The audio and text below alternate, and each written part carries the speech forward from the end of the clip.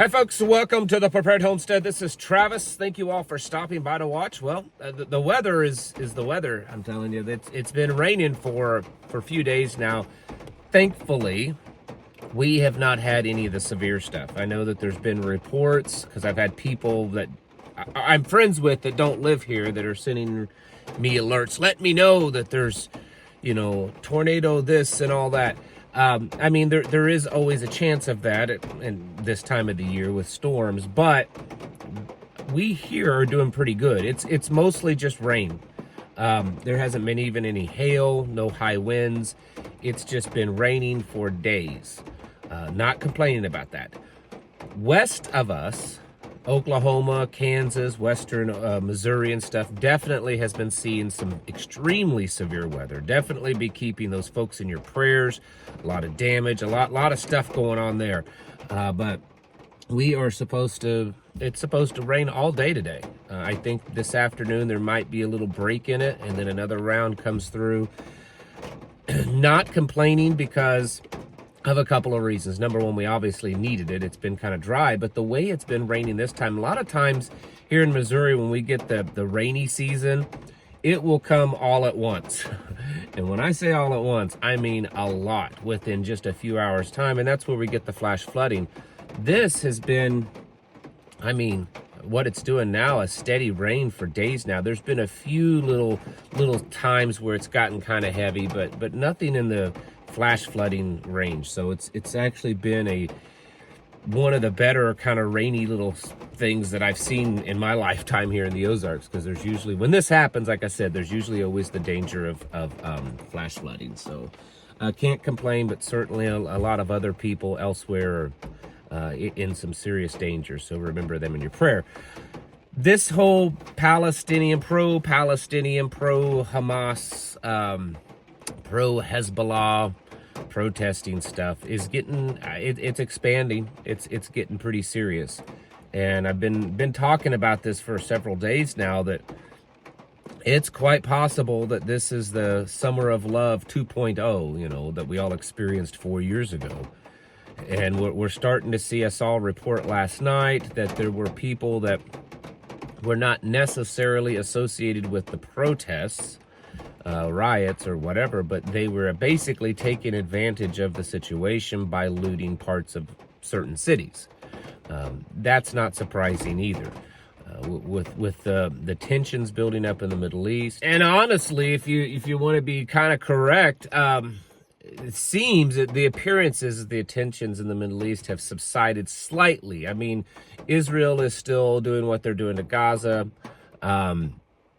There's still hostages that Hamas has, but some of the tensions in the Middle East, especially between Iran and Israel, seem to have kind of calmed down for a little bit.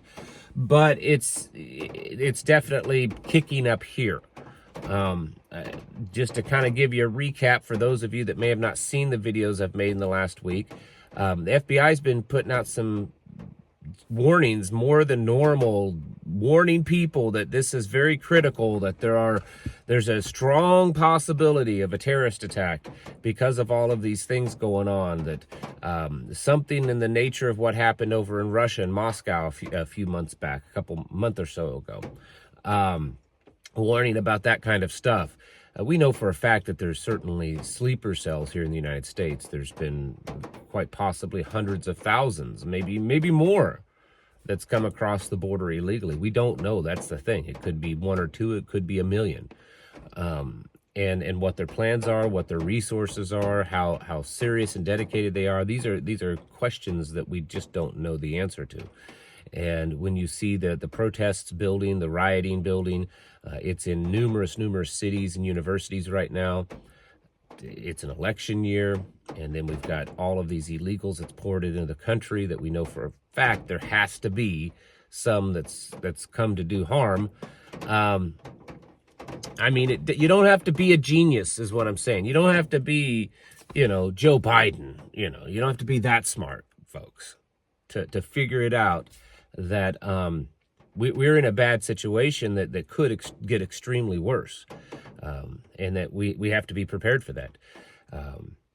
You folks need to be staying on top of this. You need to be staying on top of what's going on in your area. If you're a college town, if there's a university, if it's somewhat on the liberal side, that would be probably one of the first things to be paying attention to, because most of these protests and riots right now are starting in these universities. It doesn't mean that they couldn't start somewhere else. It just means that they're starting there. So if you live in a university town, then you should certainly be paying attention. You know, if you've seen migrants from the Middle East, you know, in your town, if you've seen migrants from elsewhere in your town, if your town is known to have a good portion of kind of liberals, different things like that, these are things that you should probably be paying attention to, because it could cause things to go crazy in your area. Doesn't mean that it will, but it certainly could. Remember back the BLM Antifa riots, while most of it was in the big cities, there were certainly some rioting going on in places that probably most of you would have never guessed it would have happened.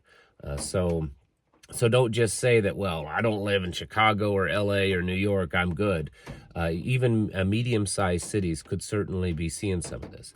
I thought it was kind of interesting that, if you've seen some of the video of it, that the rioting that tried to take place down in Georgia, you know, they kind of take things a little bit differently there. They're not quite the left coast loonies, and the state police there, they didn't put up with it.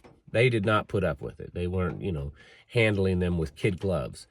But anyways, these kind of things could certainly be, you know, getting bigger and bigger when you look at all the pieces of the game that's out right now, and we need to be prepared for that. Be keeping your head on a swivel. I've said all this before. Stocking up, have a plan. All of these things are the stuff that we should be doing, because when we look at what's going on, it's not good. You know, we're not to the level of destruction and violence as it was during the BLM riots, but we're nearly to the level of the amount of places that it's happening. So if you look at all the different cities, universities, and stuff on the map where it's all happening, it's very comparable to what happened during the BLM riots. They haven't gotten to quite the level of destruction where cities are being burned to the ground yet. Will that happen? Don't know. Maybe not. But based on what we've gone through in the past and what we're seeing happen right now, we certainly can't discount that. So we need to be prepared for that also. As far as the weather, that's something you should always be preparing for. It's that time of the year. This is the storm season. So don't get so focused on the apocalyptic, you know, things and prepping, and forget the natural stuff. That there are just storms that happen, and yes, maybe some of these storms are man-made, you know, maybe they're caused by man, all that kind of stuff, but there's still storms that happen, and we still have to be prepared for that. So don't, now's not the time to be just sitting around doing nothing. All right, now's the time to be active. You should be actively, on a very regular daily basis, doing something to be getting yourselves more prepared, because the time is ticking away as we become closer and closer to certain specific dates. You know, the election, 2027, 2030, all of these things that we've known for a while are big deals, and we're getting closer and closer to them. Now's not the time to be sitting around doing nothing. You need to be active and working on your plans. Folks, it's time to get your houses in order and to prepare yourselves mentally, physically, and spiritually. Thanks for watching, and I'll catch you in the next video.